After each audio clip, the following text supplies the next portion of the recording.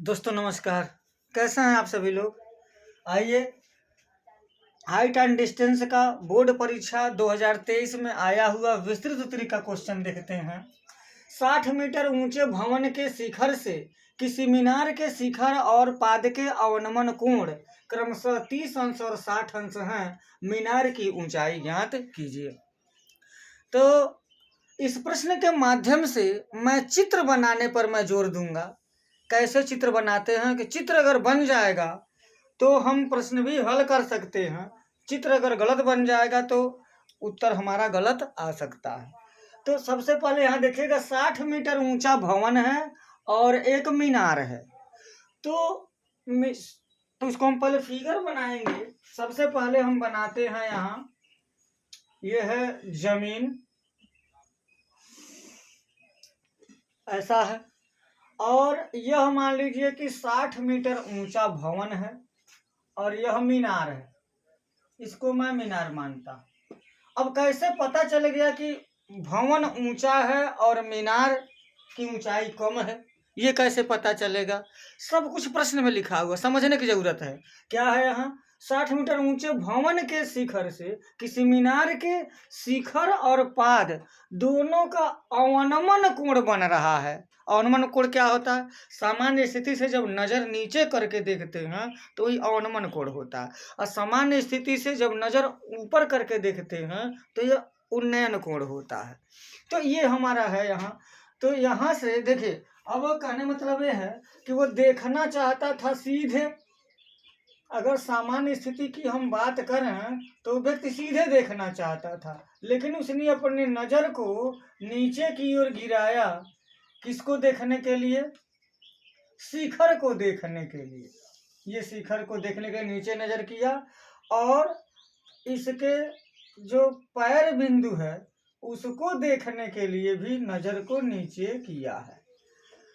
तो यहाँ पर बन रहा है 30 अंश और यहाँ बन रहा है 60। ये पूरा 60 अंश है और यह इतना 30 अंश है। तो एक रचना करते हैं हम यहाँ से जो मीनार है, मीनार की ऊंचाई से शिखर से आधार के पैरेलल एक लाइन खींच देते हैं। नाम रख देते हैं ABCD और इधर E नाम रखा गया। तो हमको अब देखिएगा, ये समांतर रेखा हो जाती है, तिर्यक रेखा काटती है, तो 30 अंश एकांतर कोण के हिसाब से यहाँ आ जाता है। और यह रेखा और ये रेखा समांतर है, ये तिर्यक रेखा काटती है, तो यह पूरा का पूरा जो 60 अंश एकांतर कोण है वो यहाँ आ जाता है। और इन्हीं दो समकोण त्रिभुजों में वर्क करके हम मीनार की ऊंचाई ज्ञात करेंगे। तो सबसे पहले हम मीनार की ऊंचाई को यच मान ही लेते हैं, मान लेंगे। यच यह है तो यच यह भी हो जाएगा, क्योंकि यह आयत होगा, या तो आयत होगा नहीं तो वर्ग होगा। दोनों दशाओं में यह भुजा इस भुजा के बराबर होगी। और ये देखेंगे बताया गया कि भवन जो है 60 मीटर ऊंचा है, तो यहाँ से यहाँ तक की ऊंचाई अगर 60 है तो B से A तक की ऊंचाई क्या हो जाएगी? 60 माइनस H हो जाएगी। ये हमारा पूरा हो गया। अब यहाँ से सॉल्यूशन हम करेंगे। सबसे पहले लिखेंगे त्रिभुज ABE में, इस ऊपर वाले त्रिभुज में, त्रिभुज ABE में यहाँ हो जाएगा tan 30 अंश बराबर लंब बटे आधार होता है, तो 60 माइनस H बटे हो जाएगा। यहाँ पर इसको x मानना पड़ेगा। अगर यह x है तो यह भी x हो जाएगा। ये चित्र हमारा बन गया। यह हो जाएगा tan 30 अंश बराबर लंब बटे आधार x हो जाएगा। tan 30 अंश का मान होता है 1 बटा कर्ड़ी में 3 बराबर 60 ऋण h बटे x। तिरछा गुणा करेंगे तो x बराबर हो जाएगा 60 ऋण h गुणे कर्ड़ी में 3। समीकरण नंबर 1 बना देंगे। और फिर अब ये बड़ा वाला जो त्रिभुज है, त्रिभुज ACD, अब त्रिभुज ACD में क्या है, tan 60 अंश। tan 60 अंश बराबर हो जाएगा लंब बटे आधार, तो लंब पूरा 60 है, आधार x है। tan 60 अंश का मतलब होता है करड़ी में 3, 60 बटे x, इसका हर हम 1 मान सकते हैं। क्रॉस मल्टीप्लाई करेंगे तो यह हो जाएगा x बराबर हो जाएगा 60 बटे करड़ी में 3, ये x का मान हो जाएगा। पूरा का पूरा यह 60 है, यह h है, तो बड़ा वाला त्रिभुज जब लेंगे तो x बराबर हो जाएगा 60 बटे करड़ी में 3। समीकरण नंबर यहाँ पर 2 हो जाएगा। समीकरण 2 और 1 और 2 से अगर हम देखें तो क्या पाएंगे, बायां पक्ष अगर बराबर है तो दायां पक्ष भी बराबर हो जाएगा। तो यहाँ पर लिखेंगे from equation first and second हो जाएगा यहाँ 60 बटे करड़ी में 3 बराबर 60 ऋण h, यहाँ गुणे करड़ी में 3 बटे 1 लिख सकते हैं।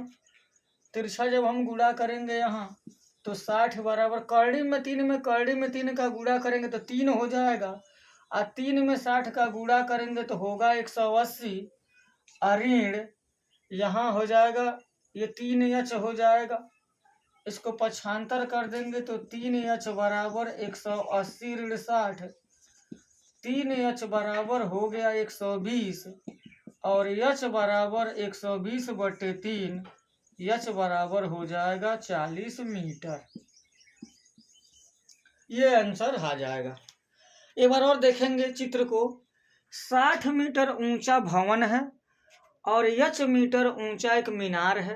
तो भवन के शिखर पर एक व्यक्ति है जो सामने देख रहा था, लेकिन शिखर को देखने के लिए उसने अपनी नजर को 30 अंश नीचे किया तो अवनमन कोण 30 अंश बन गया, और इस पैर बिंदु को देखने के लिए उसने अपनी नजर को 60 अंश नीचे किया तो यह अवनमन कोण इसका 60 अंश बन गया।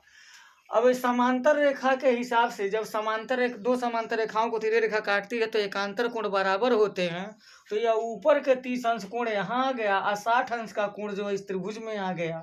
इन दोनों त्रिभुजों में tan का प्रयोग करके त्रिकोणमितीय अनुपात tan वही होता है लंब बटे आधार। आधार मालूम है तो आधार को हम x मान लेंगे, यहाँ पर भी x मान लेंगे। इन दोनों त्रिभुज, इस त्रिभुज की सहायता से x बराबर एक समीकरण मिल जाएगा, इस त्रिभुज की सहायता से x बराबर समीकरण मिल जाएगा। दोनों समीकरण का बायां पक्ष बराबर है, दाहिना बराबर करके तिरछा गुणा करके हम h का मान निकाल सकते हैं। तो प्यारे बच्चों, सवाल बहुत कठिन नहीं है। कई बच्चों का सवाल गलत हो जाता है, वो इसलिए गलत हो जाता है, ऐसा नहीं कि उनको जानकारी नहीं है, जानकारी है, घबराने के वजह से। अरे ये हाइट एंड डिस्टेंस का क्वेश्चन है, बहुत बड़ा है, चित्र बनाना पड़ेगा। कोई टेंशन की जरूरत ही नहीं है। प्रश्न आप पढ़ते जाइए और प्रश्न पढ़ करके चित्र बनाते जाइए, बाकी सब आगे आगे बिल्कुल क्लियर होते जाएंगे। किस त्रिभुज में आप किस त्रिकोणमितीय अनुपात का प्रयोग करेंगे ये भी क्लियर होता जाएगा। तो धैर्य रखें, धैर्य के साथ इसको सीखिए, और कोई दिक्कत टेंशन वाली बात नहीं है। आपने वीडियो को देखा, बहुत बहुत धन्यवाद। जय हिंद।